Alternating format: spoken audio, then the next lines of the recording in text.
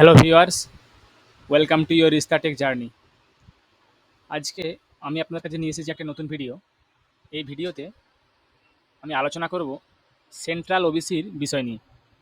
তো আপনারা কিভাবে সেন্ট্রাল ওবিসি করবেন, কী কী ডকুমেন্টস লাগবে বা কি করতে হবে, পুরো প্রসেস আপনাদেরকে আমরা এই ভিডিওতে দেখাবো।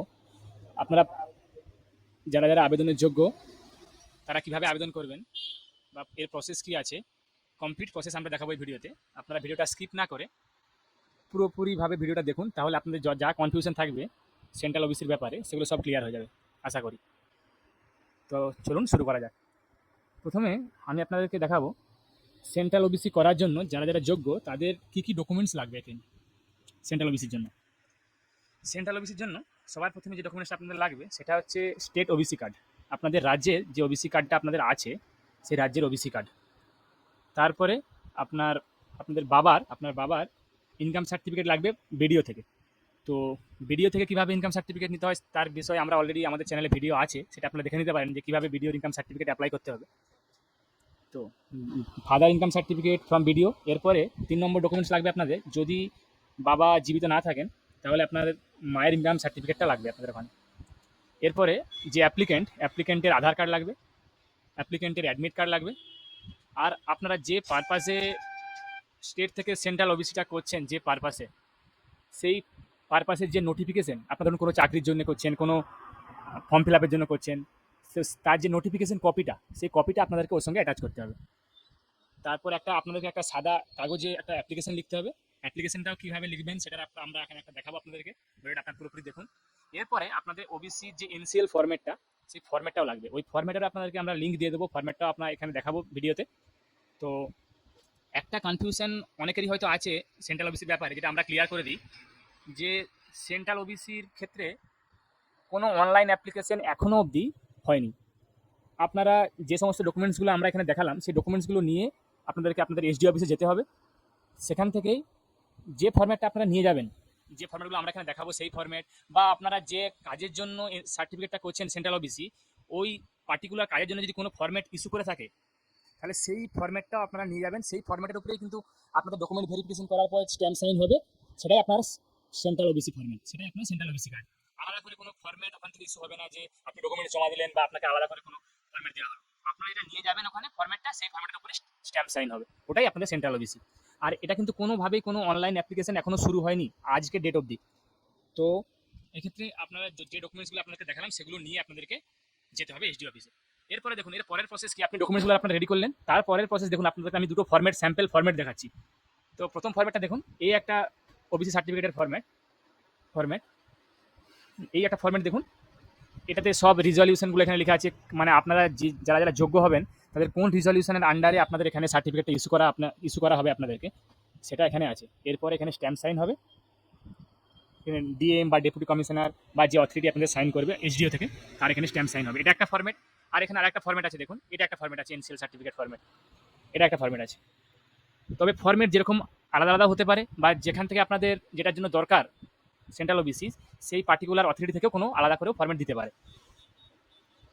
দেখুন এগুলো হচ্ছে দুটো আপনাদেরকে আলাদা আলাদা ফরম্যাট দেখানো হলো। তবে প্রত্যেকটা সেন্ট্রাল ওবিসি আপনাদের সাইন হওয়ার পর, সেন্ট্রাল ওবিসি হয়ে যাওয়ার পর, এটা আপনাদের ভ্যালিডিটি থাকবে 6 মাস। তারপরে আপনাকে ওটা আবার রিনিউয়াল করতে হবে, সেম প্রসেসে আবার রিনিউয়াল করতে হবে। তো পরবর্তীকালে যদি কোনো অনলাইন প্রসেস আছে, যদি আসে তাহলে সে ব্যাপার নিয়েও আমরা একটা ভিডিও বানাবো যদি আসে।